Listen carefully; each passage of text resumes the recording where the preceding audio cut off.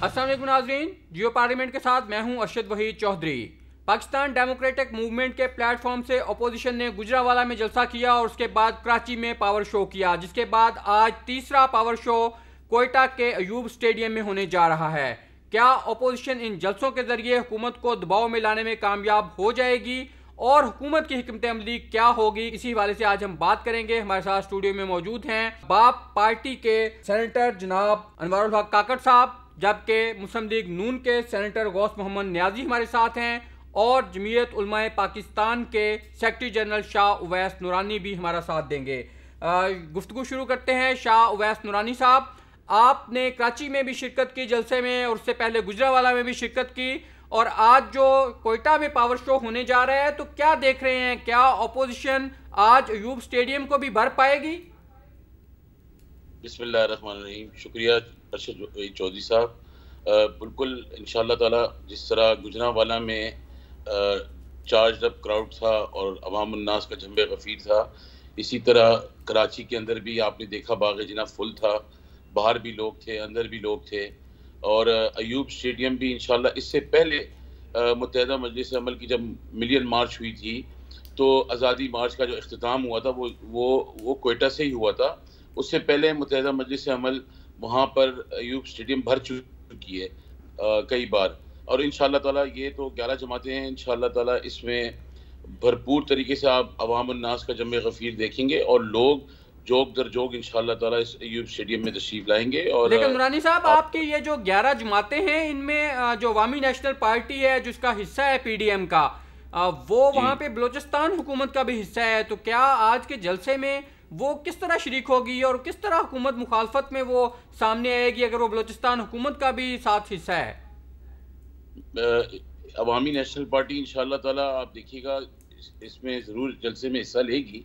इख्तिलाफ, मैं अक्सर ये कहा करता हूँ, इख्तिलाफ रखना जमहूरी जमातों का हक है, खिलाफ नहीं है किसी के, इख्तिलाफ उनका जमहूरी राय है। अगर वो गवर्नमेंट में हैं तो अपोजिशन के अंदर इंशाअल्लाह ताला वो अपना भरपूर किरदार अदा करेंगे और गवर्नमेंट में ज़्यादा दिन रहेंगे नहीं इंशाअल्लाह ताला। जी, तो गौस न्याजी साहब, गुजरांवाला जलसा हमने देखा हुआ, उसके बाद एफआईआर जो हैं वो अपोजिशन रहनुमाओं के खिलाफ वहाँ पे कटिंग, उससे पहले हमने देखा बड़े कंटेनर्स रखे गए, रोका गया। कराची जलसा चूँकि वहाँ पे पीपल्स पार्टी की अपनी हुकूमत थी, इसलिए वहाँ पे वो रुकावटें तो नज़र नहीं आई, लेकिन उसके बाद जो वहाँ पे वाक़या हुआ, मरियम नवाज़ के शोहर को जिस तरह गिरफ़्तार किया गया और उनका कमरे का दरवाज़ा जिस तरह तोड़ा गया और वो सारी एक जो एपिसोड हुई, तो क्या एक्सपेक्ट कर रहे हैं कि ये जो कोयटा का जलसा है इसके बाद भी कोई नया ऐसा रंग नज़र आएगा, कोई नया वाक़या जन्म लेगा? बिस्मिल्लाहिर्रहमानिर्रहीम। देखो जी, वो जो कराची का वाक़या हुआ बहुत ही एक अफसोसनाक वाक़या और जिसकी मज़म्मत की जाए, बल्कि बिलावल ने तो यहाँ तक कहा है कि जी मैं शर्मिंदा हूँ, बल्कि मुंह दिखाने के काबिल नहीं। तो वो बड़े एक हुकूमत के लिए भी डेस्परेट थी। साजिश ये थी कि मुस्लिम लीग नून और पीपल्स पार्टी को आपस में लड़ाया जाए और ताकि इस पे पोजीशन में फूट पड़ जाए, लेकिन अल्हम्दुलिल्लाह तमाम सियासी पार्टी ने, मुस्लिम लीग नून और पीपल्स पार्टी ने एक ज़िम्मेदारी का मुजाहरा किया। और फिर देखो जी, एक अगर उस पर नारे लगाना जुर्म है तो आप उसकी एफआईआर दर्ज करें, और एक वो काबिल ज़मानत जुर्म है तो उसकी तरीक़ाकार जी वहाँ के जो पीटीआई के लोग हैं जी थाने पे वो थाने प्रेशर डाल रहे थे उस एसएचओ पे और उसके जी पर्चा करें भाई आपने दरख्वास्त दे दी है, इंक्वायरी हो रही है, सारी डिटेल सामने आ जाएगी। तो कोयटा जलसे से भी आपको कोई खतरा है कि वहाँ इसके बाद जो है वो मजीद गिरफ्तारियाँ होंगी, मजीद अपोजिशन के खिलाफ कार्रवाइयाँ होंगी? इस हुकूमत से हम कुछ भी तवक्को कर सकते हैं कि कुछ कहीं किसी हद तक भी जा सकते, जो यहाँ तक चली गई है कि एक मतलब है यहाँ चादर और चार दीवारी का तकस्सुब पामाल किए गए कि होटल के कमरे में जाके सुबह उठाना और उसकी गिरफ्तार करना, और मेरे ख्याल में इससे बड़ी और क्या हो सकती है। तो काकड़ साहब, आप सेनेटर हैं बलूचिस्तान अवामी पार्टी के, आपकी हुकूमत है बलूचिस्तान में, क्या जिस तरह हमने देखा है कि गुजरांवाला में रोका गया पाकिस्तान तहरीक इंसाफ की हुकूमत की तरफ से, तो कोयटा में भी आप अपोजिशन को रोकेंगे या उनको फ्री हैंड देंगे कि ठीक है जी आपका जमहूरी हक है, आप जाएं जलसा करें, कोई रुकावटें नहीं होंगी, कोई पकड़ दकड़ नहीं होगी? बिस्मिल्लाहिर्रहमानिर्रहीम। देखिए, इन प्रिंसिपल चाहे फेडरल गवर्नमेंट हो, पंजाब हो या बलूचिस्तान में, हम तमाम इत्यादी हैं पीटीआई के साथ। इन प्रिंसिपल ये एग्रीमेंट है कि राइट टू असेंबल जो अपोजिशन पार्टी का कॉन्स्टिट्यूशनल राइट है उसको हम तस्लीम करते हैं और उसमें कोई रुकावट सामने नहीं आएगी।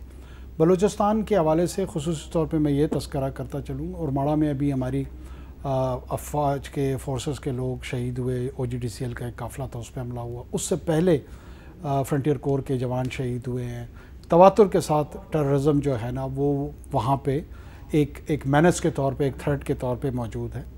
लिहाजा सिक्योरिटी कॉन्टेक्स्ट में हम ज़रूर ऐसी अरेंजमेंट रखने की कोशिश करेंगे कि खाकम मैदान खुदा न खास्ता कोई एक संजीदा वाक़या ना हो। मुल्क की एक तमाम जुमला अपोजिशन क़यादत वहाँ पे आ रही है, तो इससे सिक्योरिटी अरेंजमेंट्स करेंगे, लेकिन वैसे रुकावटें नहीं डालेंगे कि अगर कोई PDM के इस जलसे में आना चाहे तो आप उसके लिए कोई रुकावटें नहीं। जो आना चाहता है, जितने लोग ये लाना चाहते हैं, जितनी ज़्यादा तादाद बढ़ाना चाहते हैं, उससे हमारा कोई सरोकार नहीं है, उससे हमारी न कोई परेशानी है। लेकिन काकर साहब, जो नेक्टा की तरफ से थ्रेट अलर्ट जारी किया गया था और तालिबान का नाम लेके कहा गया था, तो वो तो तालिबान के जो तर्जमान हैं उनकी तरफ से उसकी तरदीद आ गई। पाकिस्तान की रियासत की, पाकिस्तान के माशरे की कितनी बड़ी ट्रेजेडी है कि उसका अपना एक इदारा एक इंफॉर्मेशन लीक करता है और कि उसकी निस्बत एक टेररिस्ट ऑर्गेनाइजेशन की बात की क्रेडिबिलिटी ज़्यादा होती है और मीडिया में भी सवालात उठाए जा रहे हैं। मतलब इससे बड़ी बदकिस्मती मेरी नज़र में कोई नहीं है। लेकिन वो ये भी होता है ना, इससे पहले जब दहशतगर्दी होती थी तो तालिबान जो हैं वो उनके तर्जमान फौरन उसको एक्सेप्ट करते थे, ओन करते थे। एक तरफ नेक्टा है जी, जो ये कह रहा है कि हमारे पास ये इन्फॉर्मेशन है कि ऐसे वाक़यात हो सकते हैं, यही कह रहे हैं ना, ये हो सकता है हो, ये हो सकता है ना हो। लेकिन दूसरी तरफ एक डिक्लेयर्ड टेररिस्ट ऑर्गेनाइजेशन है और वो इस इंफॉर्मेशन को कंटेस्ट कर रही है, और हमारे यहाँ लोग संजीदगी से उसको ज़्यादा प्रेफर कर रहे हैं, ज़्यादा अहमियत दे रहे हैं। पुरानी साहब, आप ये जो नेक्टा की तरफ से थ्रेट अलर्ट जारी किया गया है आज के जलसे के हवाले से, इससे आप तो खौफजदा नहीं है? नहीं जी, अल्हम्दुलिल्लाह। मैं तो आपको ये कहूँगा कि मारने वाले से बड़ा जो है वो बचाने वाले की ज़ात है, और अल्लाह रब्बुल आलमीन अपोजिशन हो या गवर्नमेंट में जो लोग हों, तमाम सब लोगों की हिफाजत फरमाए। आमीन। खौफजदा जो वो दिन गुजर गए, खौफजदा किस बात के लिए खौफजदा हो? जाहिर है सियासी वर्कर चाहे वो अपोजिशन में हो या हुकूमत में हो, वो तो हमेशा से जान हथेली पे लेके घूमता है। लेकिन आप लोगों को एहतियात नहीं करनी चाहिए कि आप ना लोगों के इतने इज्तिमा इकट्ठा करें, क्योंकि एक दफ़ा फिर हम देख रहे हैं कि जो दहशतगर्द अनासर हैं वो दोबारा सरगर्म हो चुके हैं और उन्होंने अपनी कार्रवाइयाँ शुरू की हैं, और इस तरह के थ्रेट अलर्ट्स जो हैं एक तवील अरसे के बाद दोबारा से सामने आना शुरू हुए हैं। तो आप अपने रहनुमाओं को, अवाम को इस तरह एक्सपोज ना करें। मेरे ख्याल से लोग जो हैं वो अब इतने अदम बेजार हो चुके हैं नाकिस पॉलिसियों से गवर्नमेंट की, कि लोग मेरे ख्याल से इन चीज़ों की परवाह नहीं करते रहे। लोग क्योंकि लिए जो लोग खुदकुशियाँ कर रहे हैं, अपनी बच्चों और बच्चियों को रोडों पे लाके बेच रहे हैं, और वो दुआएं दे रहे हैं कि अल्लाह ताला हमारे मुल्क के हालात बेहतर करे। जो बेसिक नेसेसिटी ऑफ लाइफ है, आटे, चावल, दाल, चीनी, उनसे लोग महरूम हैं, लोग अदम बेजार हैं। आप खुद हालात देख लें आज मुल्क के। तो इन जलसों से क्या तवक्को कर रहे हैं आप? क्या हुकूमत जो है वो आटा चीनी की कीमतें नीचे ले आएगी? आज तो कोयटा में वो कह रहे हैं नान भाई के जी 30 रुपए हमें रोटी की कीमत की इजाज़त दे दें करने की, तो क्या फ़र्क पड़ेगा अगर आप जलसे कर लेंगे तो वो कीमतें नीचे आ जाएंगी? जब भी वज़ीर आज़म सेलेक्ट ने इस किसी चीज़ का नोटिस लिया है, कीमत ऊपर ही गई है, नीचे आने का नाम नहीं लेती। किसी चीज़ के ऊपर कोई कंट्रोल नहीं है। आप इस मुल्क के अंदर निज़ाम देखें, कोई जब से ये गवर्नमेंट 25 जुलाई के बाद ये गवर्नमेंट जो बनी है, इनका किसी चीज़ पे कोई कंट्रोल नहीं है। ना इनका खरीदो फरोख्त, ना इनका खरीदो फरोख्त की किसी अशिया पे कंट्रोल है, ना इनका सिक्योरिटी के ऊपर कंट्रोल है। गरीब आवाम इस मुल्क की पिस रही है और उनको आज तक कोई ऐसी चीज़ नहीं मिली। आप देख लें चीनी के ऊपर, आज खुद पेशावर में उन्होंने कहा कि 110 रुपए किलो चीनी बिक रही है। तो कोई चीज़ का कंट्रोल नहीं है। जब ये किसी चीज़ का नोटिस देते हैं बस वो कीमतें बढ़ना शुरू हो जाती हैं। इसी वाले से हम BNP मेंगल के रहनुमा और उनके रुकने कौमी असम्बली आगा हसन बलोच से बात करेंगे, लेकिन यहाँ लेंगे एक ब्रेक।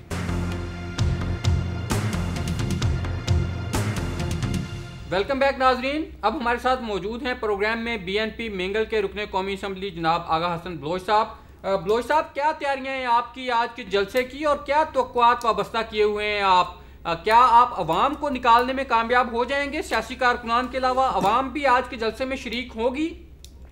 यकीनन जी, आज का जो जलसा है मैं समझता हूँ कि बलूचिस्तान की तारीख का सबसे बड़ा जलसा होगा। जो PDM के जितने भी सियासी कुव्वतें हैं वो ताकत का भरपूर मुजाहरा करेंगे और मुझे उम्मीद है as a political worker Balochistan national party समेत जितनी भी जमातें उनके वर्कर और अवाम बहुत ज़्यादा बड़ी तादाद में शिरकत करेंगे और मैं समझता हूँ कि आज का ये जलसा आम तारीखी जलसा आम होगा। तो बलोच साहब, हमने देखा है कि गुजरांवाला में जो जलसा हुआ था वहाँ पे बड़ी पकड़ दकड़ हुई, वहाँ पे कंटेनर्स रखे गए और वहाँ पे लोगों को रोका गया। तो आपको इस तरह की कोई रुकावटें तो वहाँ पे नहीं सामना करना पड़ा वहाँ कोयटा में? जी देखिए, बलूचिस्तान में तो आपको तो पता है हमेशा पकड़ दकड़, गिरफ्तारियाँ, मावरा अदालत, ये चीज़ें तो हमेशा बलूचिस्तान में हैं।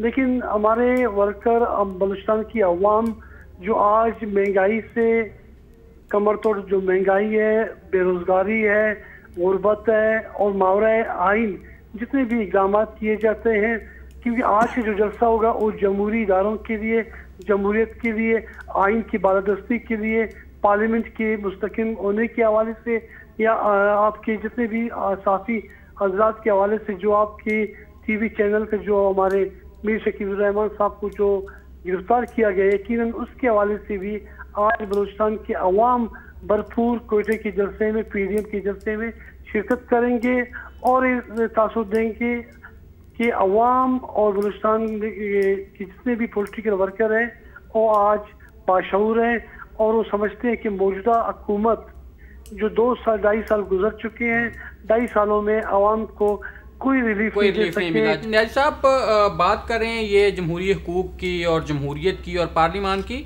तो जमहूरियत में तो हम देखते हैं कि पार्लियामेंट काम कर रही है, चीफ एग्जीक्यूटिव जो हैं वज़ीर आज़म वो काम कर रहे हैं, तमाम इस वक्त जो जमहूरी इदारे हैं वो काम कर रहे हैं, तो आप फिर सड़कों पे क्यों हल तलाश करने जा रहे हैं इस जमहूरियत का? गुजरांवाला जलसे में आपने देखा कि लोगों ने 2 दफ़ा स्टेडियम को भरा, एक रात पहले और फिर बाद, कि लोग महंगाई से तंग हैं, डेस्परेट हो चुके हैं।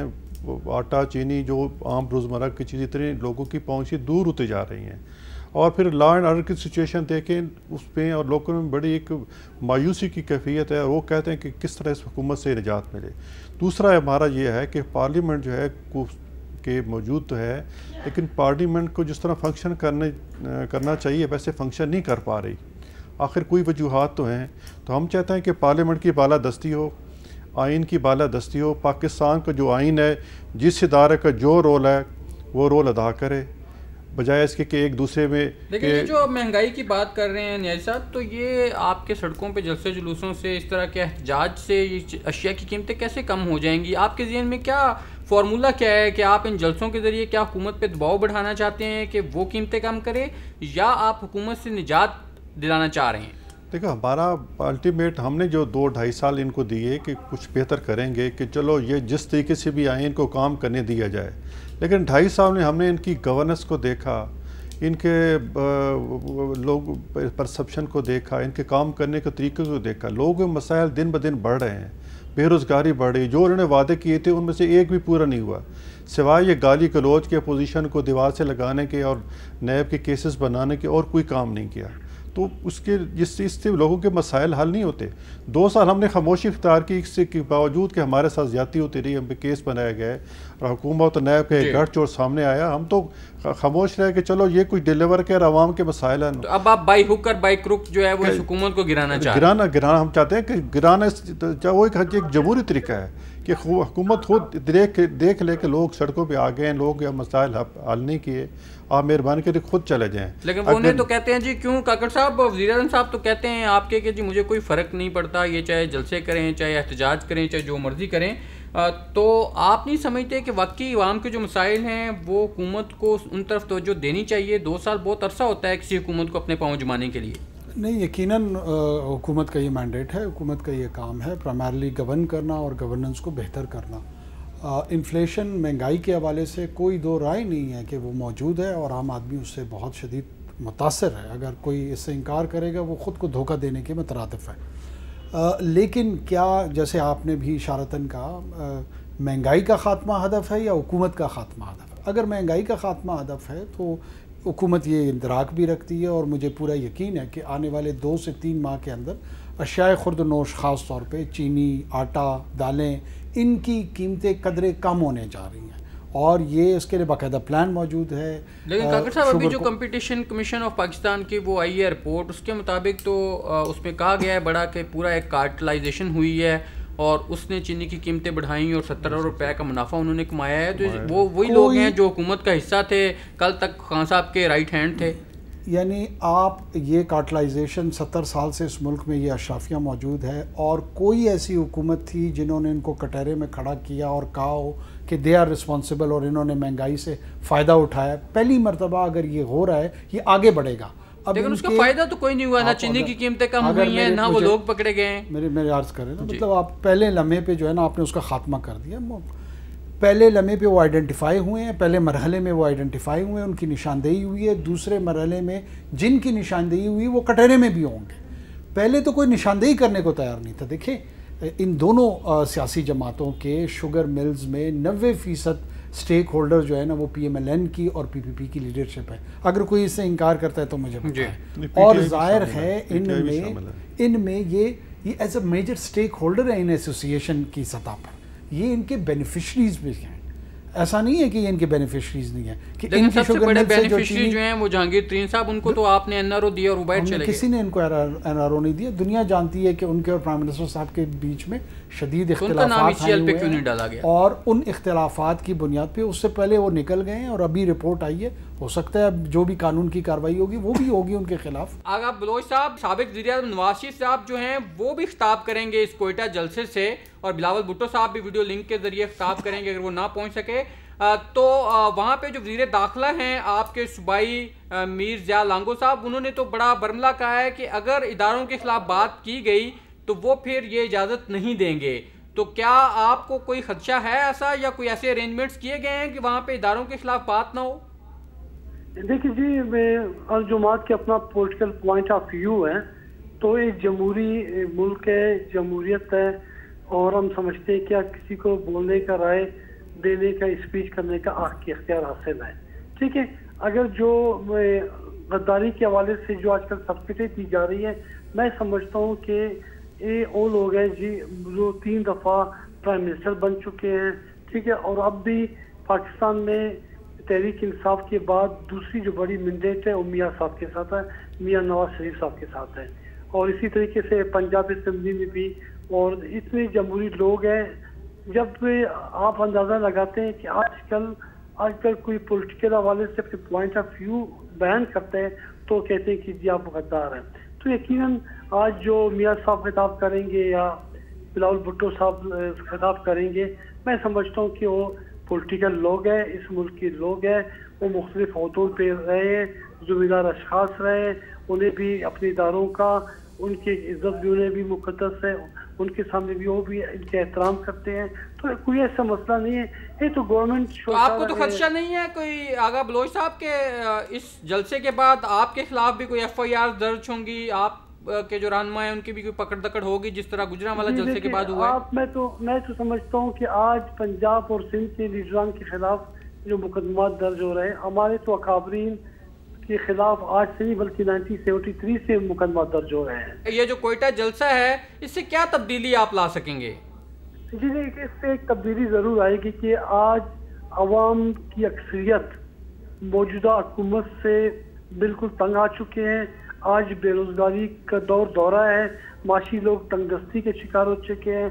बलूचिस्तान में जो मिसिंग पर्सन का अहम इशू है वो इशू अब तक हल नहीं हो सका। बलूचिस्तान में जो ह्यूमन राइट्स के वायलेशन का मसला अब तक नीचे का, इन तमाम चीज़ें मामला को देखेंगे कि सियासत में, इंतखाबात में मुदाखलत, अवाम की मैंडेट पर शोबे खून मारना, इन तमाम चीज़ों के हवाले से अवाम एक पैगाम देंगे। पार्लियामेंट की बालादस्ती को यकीनी बनाया जाए, आइन की बालादस्ती को यकीनी बनाया जाए, तमाम अक़वाम कौमों को यकसा उनके राइट्स दिए जाएं, ताकि यहाँ में जो एहसास महरूमी है, एहसास महकूमी बलूचिस्तान में जो पसमानदगी जो वो सारा ख़त्म हो और लोगों की जो ख़ास तौर पे जो मुश्किलात हैं वो हल हो सकें। आज देखेंगे कि कोयटा जलसे से क्या अपोजिशन वो पैगाम देने में कामयाब हो सकती है कि जिससे हुकूमत को भी ये मौका मिले कि वो ना सिर्फ अवाम के मुश्किलात और मसाइल के हल के लिए कोई ठोस पॉलिसी वज़ा करे, बल्कि इस जमहूरियत की मजबूती के लिए भी इकदाम उठाए जाएँ।